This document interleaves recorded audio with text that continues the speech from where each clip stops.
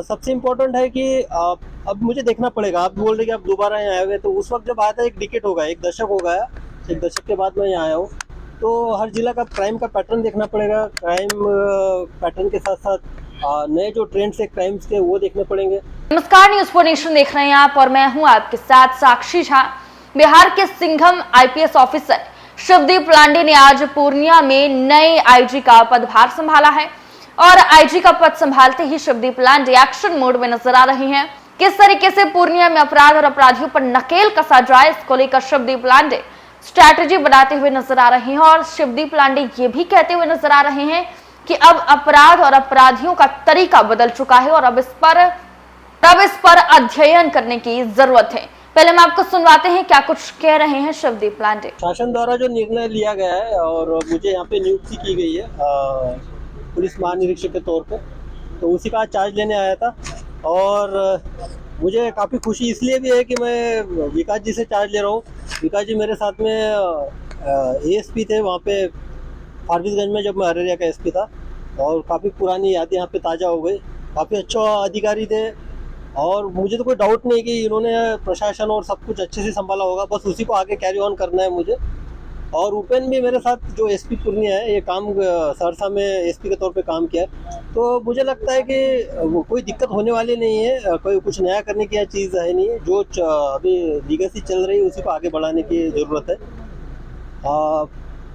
और सबसे इम्पोर्टेंट है कि अब मुझे देखना पड़ेगा। आप बोल रहे कि आप दोबारा यहाँ आए हुए, तो उस वक्त जब आया था एक डिकेट हो गया, एक दशक हो गया।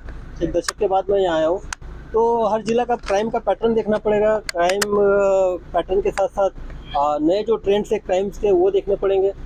कुछ नए क्रिमिनल्स के गैंग्स कुछ यहाँ पे आए के, वो देखने पड़ेंगे। तो अब डिस्ट्रिक्ट वाइज में जाऊँगा और वहाँ पे मीटिंग के बाद सारी चीज़ें क्लियर हो जाएगी। कटिहार के एसपी जितेंद्र भी आया है साथ में, उससे भी डिस्कस हो रहा था स्पेशली दियारा के इशू के बारे में, और जो वहाँ पे लास्ट ईयर कुछ घटनाएं हो गई उस बारे में।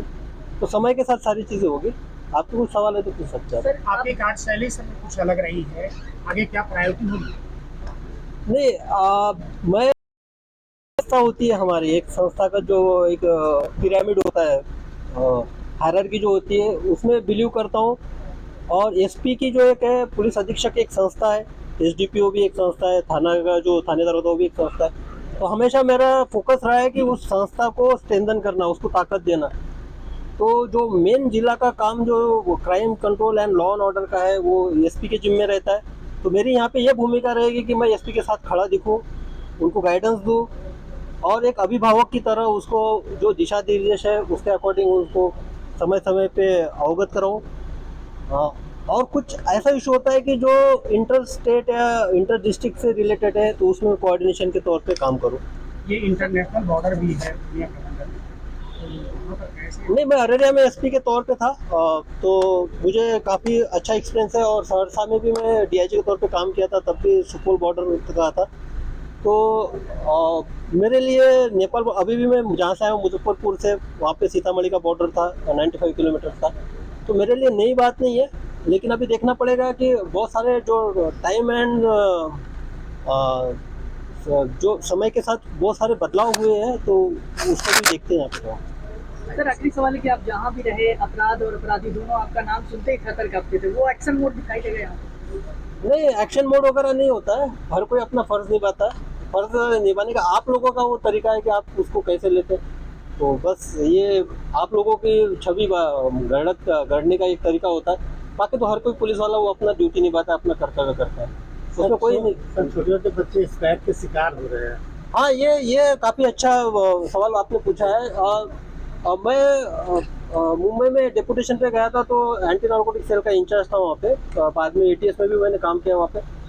तो ड्रग का वहाँ पे सीनियरों कुछ डिफरेंट था। जब मैं वहाँ 5 साल के बाद यहाँ पे आया हूँ, और सहरसा में डीआईजी के तौर पे जब क्राइम का एक पैटर्न में एनालिसिस कर रहा था, स्पेशली सीएसपी जो संचालक होते हैं उनकी लूट, बाद में जो रोड की जो क्राइम होते थे, उसमें एक बात, और अभी भी मुजफ्फरपुर में भी एक बात जो एक प्रखरता से सामने आई थी कि जो यंगस्टर्स हैं, आप उसमें 16 साल से लीजिए, 16 साल से लेके 22 साल तक जो नए लड़के हैं, वो कहीं ना कहीं स्मैक पीकर अपराध को अंजाम देते हैं। तो ये काफ़ी एक सेंसिटिव इशू है। और इसका और एक दूसरा पहलू ये भी है कि जो क्रिमिनल को जिन्होंने क्राइम किया है स्मैक के नशे में, जब उनका हमने इंट्रोगेशन किया और इंट्रोगेशन के बाद उनसे डिटेल में जब इंट्रोगेशन के बाद बात करने के बाद जब नशा उनका उतरता है तो उनको भी पता नहीं होता कि उन्होंने क्या किया है। ऐसे पुराने में ऐसे हत्या कर दी तो उसको पता ही नहीं था कि उसने किसी की हत्या कर दी। तो ये भी एक डेंजरस चीज़ है, क्योंकि पहले का जो क्राइम होता था वो एक उसके पीछे मोटिव पता रहता था उस क्रिमिनल को। मुझे अगर मैं गोली चला रहा हूँ तो इसका क्या होने वाला है, सामने वालों को एहसास होता था कि इसकी जान जा सकती है। लेकिन स्मैकियर से रिलेटेड जो भी क्रिमिनल्स है, स्मैक लेके जो भी ड्रग्स का आदि का सेवन करके करते हैं, उनको तो सेंस ही नहीं है कि सामने वाले पे करना, वो तो अपना ये कर देता। इसलिए ये और डेंजरस है हमारे लिए, और हमारे लिए इसके सतर्कता के पूर्वक इसमें काम करना चाहिए। हो रही थी तो ऑलमोस्ट उसमें तो उद्भेदन तो हो चुका है, बात और अरेस्टिंग की है तो वो अभी समय के साथ हो जाएगी, आपको रिजल्ट दिख जाएगा, कोई दिक्कत नहीं है। और अब जो अभी प्रिंस भाग गया वहाँ से पीएमसीएच में उसमें भी आपको समय के साथ रिजल्ट पता चल जाएगा कि प्रिंस के साथ क्या हुआ है। तो देखिए, बिहार के सिंघम आईपीएस ऑफिसर ने आज पूर्णिया में आईजी का पदभार संभाला है और पदभार संभालते ही जब पत्रकारों ने उनसे अपराधियों पर नकेल कसने पर सवाल पूछा तो उन्होंने कहा कि आपको रिजल्ट दिख जाएगा कि अभी अभी मैंने कुर्सी संभाली और कुर्सी संभालते किस तरीके से पूर्णिया में अपराधियों पर आईजी शिवदीप लांडे नकेल कसने वाले हैं, ये दिख जाएगा। ये कहना था शिवदीप लांडे का। फिलहाल के लिए इस खबर में बस इतना ही। आप देखते रहे न्यूज़4नेशन।